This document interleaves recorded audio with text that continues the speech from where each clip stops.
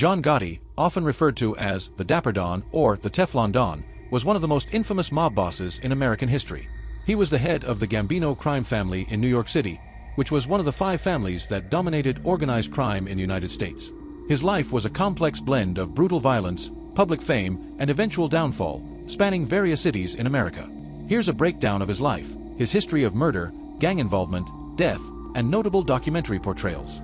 Early life: New York City, 1940s to 1960s. John Gotti was born on October 27, 1940, in the Bronx, New York City.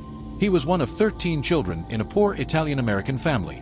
They moved to Brooklyn when Gotti was young, where he would grow up in the working-class neighborhood of East New York. Gotti quickly became involved in street gangs and petty crime. By the 1960s, Gotti had become affiliated with the Gambino crime family, starting off as an associate in various criminal activities, such as theft and hijacking.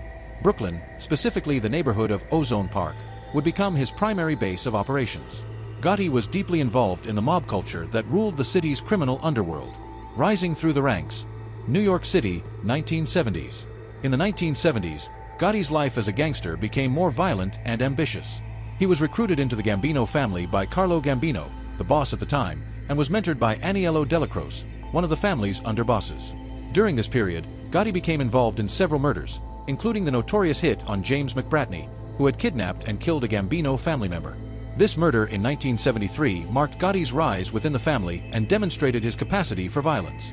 In 1976, Gotti's career took a significant turn when Carlo Gambino died, and Paul Castellano became the boss of the Gambino family.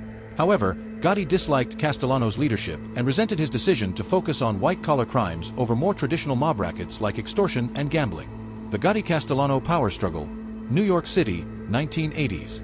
By the early 1980s, Gotti was a prominent captain in the Gambino family, running his operations from the Bergen Hunt and Fish Club in Queens. Tensions grew between him and Castellano, especially as Gotti was facing heat from law enforcement over his involvement in narcotics trafficking. The breaking point came in 1985 when Paul Castellano was assassinated outside Sparks Steakhouse in Manhattan. Although Gotti never admitted to ordering the hit, it was widely believed that he orchestrated the murder to take over the family. Just days after Castellano's death, Gotti seized control of the Gambino family, solidifying his position as one of the most powerful mob bosses in the country. Reign as the Dapper Don and Teflon Don, New York City, 1980s. Throughout the mid-1980s, Gotti became a media sensation due to his flashy style, charm, and ability to avoid prosecution. He was dubbed the Dapper Don for his expensive suits and polished appearance, and later the Teflon Don because of how charges against him seemed to never stick.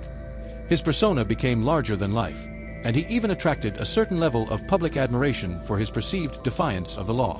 While Gotti lived in Queens, his operations spread throughout the city and beyond, involving various illegal activities, including loan sharking, extortion, racketeering, and more.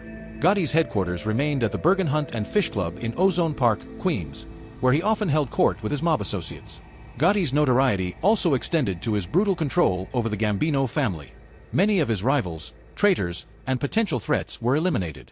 For instance, Gotti ordered the murders of many of those who had even hinted at betrayal. The most notable case was the murder of Robert DiBernardo, a Gambino consigliere, in 1986. Downfall: New York City, 1990s. Gotti's downfall came largely due to the efforts of the FBI and a betrayal from within his own family. In 1990, Gotti's underboss, Salvatore "Sammy the Bulb" Gravano, decided to cooperate with the authorities to avoid prosecution. Gravano's testimony, along with FBI wiretaps of Gotti discussing crimes at his headquarters, finally gave the government the evidence it needed to convict him. In 1992, Gotti was found guilty of numerous charges, including murder, racketeering, and obstruction of justice. He was sentenced to life in prison without the possibility of parole. This trial marked the end of the Teflon Don era and led to the unraveling of many organized crime families in New York City. Prison and death: Springfield, Missouri, 1992 to 2002. After his conviction, Gotti was sent to the United States Penitentiary in Marion, Illinois, and later to the Federal Medical Center in Springfield, Missouri. His health began to decline after he was diagnosed with throat cancer in 1998. Despite his illness, Gotti remained the nominal head of the Gambino family from prison, although his son, John Gotti Jr., took over some of the day-to-day operations. John Gotti died on June 10, 2002, at the age of 61, while incarcerated in Springfield, Missouri. He had been battling cancer for several years.